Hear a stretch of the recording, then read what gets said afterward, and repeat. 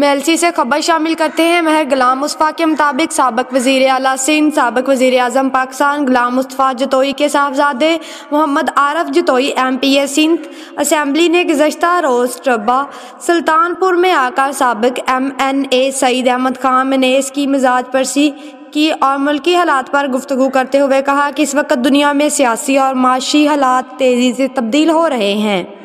اس کے لیے پاکستان کو بھی اپنے مستقبل کے لیے اہم فیصلے کرنے پڑیں گے جو ملک کے مفاد میں ہوں گے۔ چائنا، روس اور پاکستان سمیت دیگر ممالک کے قریب آنے سے دنیا کا نقشہ تبدیل ہو رہا ہے۔ پاکستان کی بقا کے لیے تمام سیاسی جماعتوں کو اپنا مثبت کردار ادا کرنا چاہیے۔ اس موقع پر آصف سعید خان منیس، راجہ مظہر حیات لندن، افتخار خان خاکوانی، اجمل خان سگو، ملک ریاض مسوان بھی موجود تھے۔